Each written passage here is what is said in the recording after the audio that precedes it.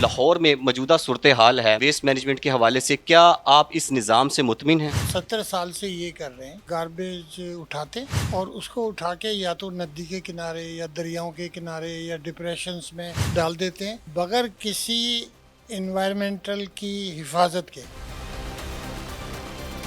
100% कचरा उठाएं। हम लोग उठाते हैं 60-70% शो करते हैं 100%। उठाने के बाद उसको हिफाजत के साथ तल्फ करना वो बड़ा ज़रूरी है। डिज़ाइन होना चाहिए हमारे नेशनल एनवायरमेंटल क्वालिटी स्टैंडर्ड्स के मुताबिक। हम क्या कर रहे हैं कि बगैर किसी हिफाजती इंतज़ाम के वो ले जाके डंप करते जा रहे हैं। अस्सलाम वालेकुम। पब्लिक डिजिटल के साथ मैं हूं सुलेमान अवान। क्लाइमेट्स की तब्दीली के बाद पाकिस्तान को भी बहुत सी माहौलियाती मुश्किलात का सामना करना पड़ रहा है। मेरे साथ इस वक्त मौजूद हैं माहिर माहौलियात सैयद एहतशामुल हक साहब, और जो कि एक्सपर्ट हैं इस हवाले से, माहिर माहौलियात हैं और वेस्ट मैनेजमेंट के हवाले से भी इनका 40 साल तजर्बा है। आइए हम इनसे बात करते हैं। सर, ये बताइएगा कि जो लाहौर में मौजूदा सूरत हाल है और वेस्ट मैनेजमेंट के हवाले से, क्या आप इस निज़ाम से मुतमिन हैं? देखें, हम 70 साल से ये कर रहे हैं कि हम 76 साल के हम गार्बेज उठाते और उसको उठा के या तो नदी के किनारे या दरियाओं के किनारे या डिप्रेशंस में डाल देते हैं बगैर किसी इन्वायरमेंटल की हिफाजत के। मतलब हम उसको किसी रेगुलेशंस के को फॉलो नहीं करते हम। तो जो तरीका है वो ये है कि अगर आप एक तो 100% कचरा उठाएं। हम लोग उठाते हैं 60-70% शो करते हैं 100%। उठाने के बाद उसको हिफाजत के साथ तल्फ करना वो बड़ा ज़रूरी है कि उसको आप कैसे ले जाकर और ट्रीट करते हैं। तो उसके लिए जो जगह बनाई जाती है उसको हम कहते हैं लैंडफिल, मदफन, इंजीनियर्ड लैंडफिल। और जो इंजीनियर्ड लैंडफिल है उसमें एक उसका तरीक़ेकार है। हमारे पास नेशनल इन्वायरमेंटल क्वालिटी स्टैंडर्ड्स हैं। नेशनल इन्वायरमेंटल क्वालिटी स्टैंडर्ड्स ने लैंडफिल्स के लाइनर के लिए US EPA subtitle D40 CFR को अडॉप्ट किया हुआ है उसी तरह से। तो वो डिज़ाइन होना चाहिए हमारे नेशनल इन्वायरमेंटल क्वालिटी स्टैंडर्ड्स के मुताबिक। हम क्या कर रहे हैं कि बगैर किसी हिफाजती इंतज़ाम के वो ले जाके डंप करते जा रहे हैं। उसका असर क्या हुआ ये आप देखिए। ये जून में एक वीडियो हमने बनाई थी लखोडे लैंडफिल पे। तो इससे आपको बिल्कुल क्लियर पता चल जाएगा कि तबाही क्या हो रही है। इससे ज़ेर ज़मीन पानी जो है वो ख़राब हो रहा है। उससे जो लैंडफिल है उसमें से जो जूसेस हैं वो निकल कर जो नीचे की तरफ हमारे खेत हैं, जो ज़मीन है उसके अंदर खड़ा हुआ है। सर, ये बताइएगा, ज़ेर ज़मीन जो पानी है उसको किस तरह से इन इकदाम से, यानी LWMC जो इकदामात कर रही है, क्या आप इस पर मुतमिन हैं? और क्या जिस तरह ये लेयर्स जो हैं लगाई जाती हैं, क्या ये स्टैंडर्ड के मुताबिक लगाई जाती हैं, जिस तरह आपने लखो डायर का विज़िट किया है? और ये भी बताइएगा कि क्या वो जो आप विज़िट करके आए हैं उसके इर्द गिर्द जो फसलें हैं उनको किस तरह नुकसान पहुँच रहा है ज़ेर ज़मीन पानी से? देखें, पहले तो आप ये समझ लें कि पूरे पाकिस्तान में कोई एक भी इंजीनियर्ड लैंडफिल नहीं है। यानी कि हमारे पास LWMC के पास इस तरह के कोई एक्सपर्ट्स मौजूद नहीं है। WMC इज ऑपरेटिंग लखोडे डम एंड बगैर किसी हिफाजती इंतज़ाम के।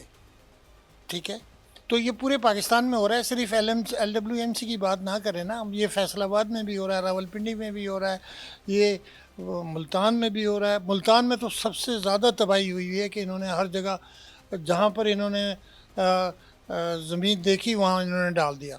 सियालकोट में यही हो रहा है, हर जगह ये हो रहा है कि जहाँ हम खड्डों में डाल देते हैं, हम किसी प्राइवेट ज़मीन में डाल देते हैं, तो कोई हिफाजती इंतज़ाम हम नहीं करते। तो ये सबसे बड़ी मुश्किल है। और ज़ेर ज़मीन पानी की जो आपने बात की, जब ज़ेर ज़मीन पानी ख़राब होता है, कंटामिनेट होता है, इसमें इन जूसेस में केमिकल्स हैं, इसमें हैवी मेटल्स हैं। तो जब ये जाता है तो एक तो आपका वो पानी इरिगेशन क्वालिटी खो देता है। अच्छा, इस कंटामिनेटेड वाटर से जब आप ज़मीन को काश करते हैं तो ज़मीन काश जो है वो भी ख़राब हो जाती है आपकी, उसमें भी हैवी मेटल होते हैं। फिर जो आप उस पे क्रॉप उगाते हैं उसमें भी केमिकल्स आ जाते हैं। इसका मतलब ये है कि हम अपनी जो फूड सप्लाई चेन है उसको तबाह कर रहे हैं। आपका बनाया हुआ जो स्ट्रक्चर्स हैं वेस्ट मैनेजमेंट के, आपने मदीना शरीफ में भी बनाया है और मुतअद्दिद जद्दा में भी बनाया है, अमेरिका में। तो आपको ये जो पाकिस्तान ख़ास तौर पर जो लाहौर के जो वेस्ट और डंप जो बनाए गए हैं, ये आपको लगते हैं कहीं ना कहीं ये स्टैंडर्ड के मुताबिक बनाए गए हैं? आप भाई जो स्टैंडर्ड की बात करते हैं, मैं आपसे एक स्टेप में बता रहा हूँ कि किसी को भी आप पूछ लें, किसी से भी बात कर लें, there is not a single safe disposal site for wastewater or solid waste in the country.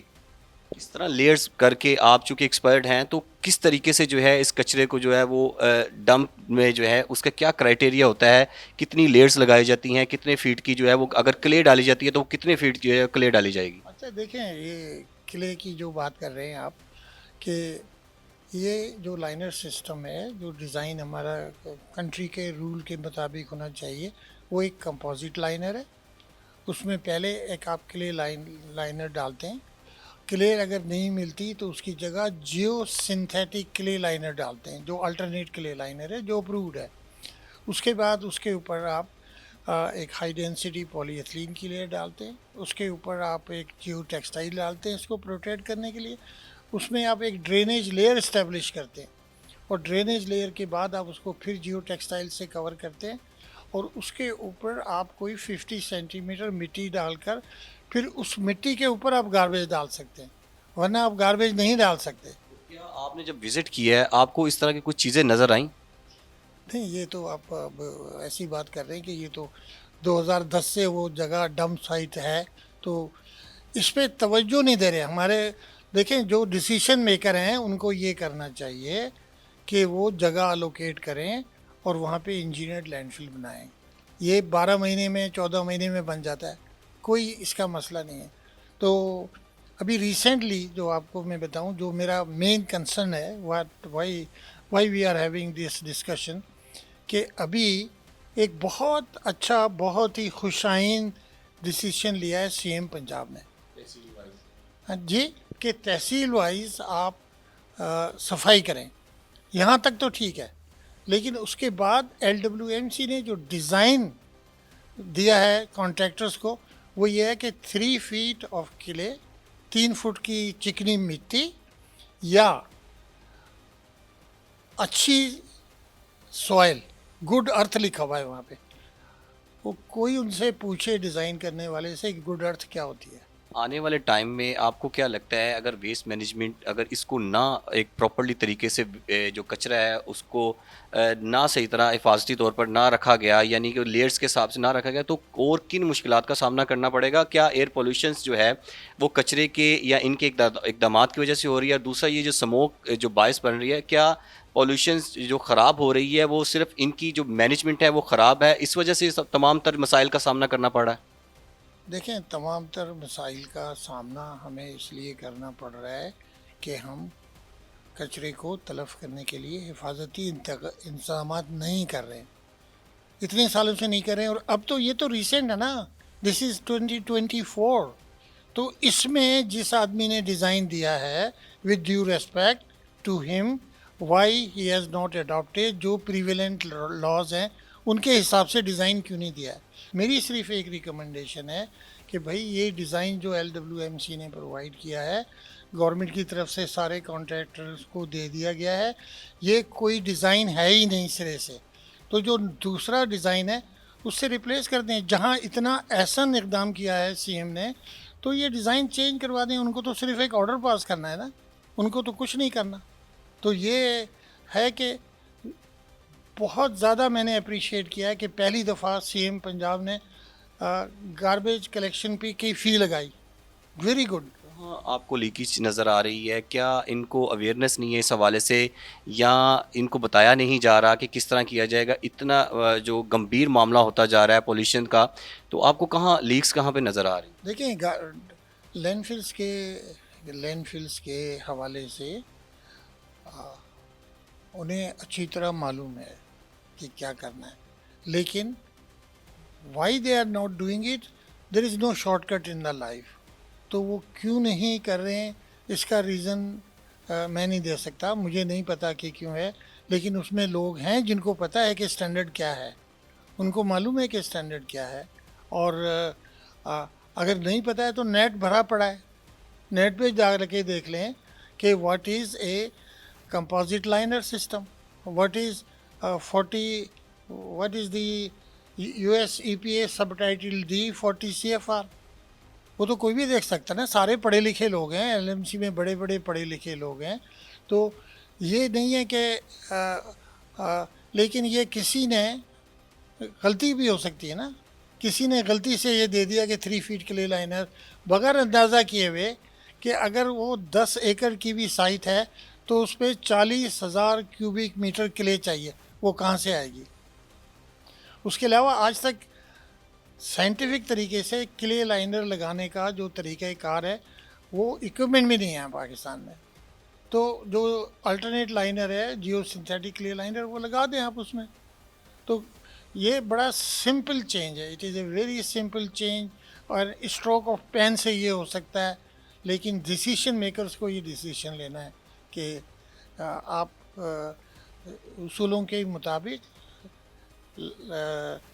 Landfill का लाइनर सिस्टम बनाएं, और इसको अभी जो एग्जिस्टिंग डंप्स हैं इनको आप 12 महीने की मोहलत दे दें, 15 महीने की दे दें, 2 साल की दे दें, लेकिन ज़मीन दें और इंश्योर करें कि ज़मीन LWMC को मिलती है, और फिर वो उस पर लैंडफिल बनाएं। ज़ेर ज़मीन जो पानी है जहाँ पे डम्स हैं, वो एरिया मुतासिर होगा या ओवरऑल कितना किलोमीटर का जो एरिया है वो मुतासिर हो सकता है?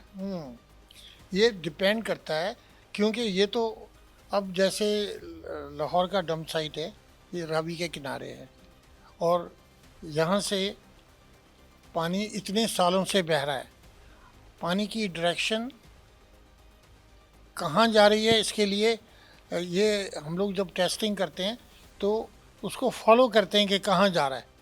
500 फुट पे क्या कंडीशन है, 1000 फुट पे क्या, 1 किलोमीटर पे, 2 किलोमीटर। लेकिन आपको ये पता है कि अगर आप देखें प्रिंटेड लिटरेचर को, रावी के अंदर जो आपका रावी रिवर से लेकर जो हमारा पहला हेड है, वो क्या ब्लोकी हेड है, क्या है, हेड ब्लोकी, वहाँ तक की जो पूरी सॉइल है, it is contaminated with heavy metal. और ये रूडा के CEO ने अपने बयान में कहा हुआ है कि हमारी ये हैवी मेटल्स, जिसमें लेड है, आर्सेनिक है, क्रोमियम है, कैडमियम है, ये सारी की सारी उसमें मौजूद है, उसको कैसे ठीक करेंगे आप? ये बताइएगा, बैरूने मुल्क जहाँ पे डंप्स बनाए जाते हैं, क्या वो समुद्रों और नहरों के पास बनाए जाते हैं? नहीं नहीं, बिल्कुल नहीं बना। फिर यहाँ पे ये क्यों क्राइटेरिया इस तरह का रखा गया है, या इनके पास जगह अवेलेबल नहीं है? ये तो ख़तरनाक हद तक जाएगा ना ये मामला अगर जा चुका है, खतरनाक हद तक जाएगा नहीं। We are passing through the worst environmental disaster at this time. पूरा पाकिस्तान या लाहौर? पूरा पाकिस्तान, और लाहौर इसलिए कि सबसे बड़ा एग्रीकल्चर जोन हमारा है, सबसे ज़्यादा फूड हम प्रोड्यूस करते हैं, तो हमारे लिए तो इंतहाई तबाहकुन है। ये पूरे पाकिस्तान के, पंजाब से पूरा पाकिस्तान मुतासिर होगा ना। तो आपने आइडियाज़ दिए हैं, ये जो आप वेस्ट मैनेजमेंट के एक तरीकाकार बना के आए हैं मुतअद्दिद अरब अमारात में भी और अमेरिका में भी, तो कौन सा तरीकाकार है और जो पाकिस्तान के लिए भी जो है वो अफोर्डेबल भी हो और सूदमंद फ़ायदामंद भी जो है वो भी साबित हो? वो क्या मशवरा क्या देना चाहेंगे? जो लाइनर का डिज़ाइन सिस्टम है वो इतना कॉस्टली नहीं है कंपेयर टू ओवरऑल कॉस्ट। अगर हमारी ओवरऑल कॉस्ट, फ़र्ज़ करें कि हमारी ओवरऑल कॉस्ट जो है वो 50 या 60 डॉलर पर टन आ रही है, मैं डॉलर में इसलिए बात करता हूँ कि मुझे कन्वर्जन में थोड़ी तकलीफ़ होती है, तो अगर हम उनको 40 डॉलर भी दे रहे हैं तो उसमें से 6 से 8 डॉलर सिर्फ साफ़ सुथरे कवानीन के मुताबिक डम साइट पे ख़र्च होते हैं। तो बाकी ये इसकी बड़ी नॉमिनल कॉस्ट है, बड़ी नॉमिनल कॉस्ट है उसकी। क्योंकि आप कंपेयर करें ना कि अगर मेरी मेरा कॉन्ट्रैक्ट $40 का या $50 का है, उसमें से $8 मैं क्यों नहीं खर्च करता। और अभी मैंने ये तहसील लेवल के लिए एक और डिज़ाइन बनाया है, वो आ, और भी कम पैसे कॉस्ट करेगा। थोड़ा सा मैंने उसको मॉडिफाई किया है, क्योंकि आई एम ए डिज़ाइनर। तो meeting all the standards we can play with few things. सब कुछ तो नहीं कर सकते चेंज, तो एक दो चीज़ें ऐसी हैं जो कि तहसील लेवल पे, छोटे लेवल पे हम उसमें मॉडिफिकेशन कर सकते हैं, कॉस्ट को और कम कर सकते हैं।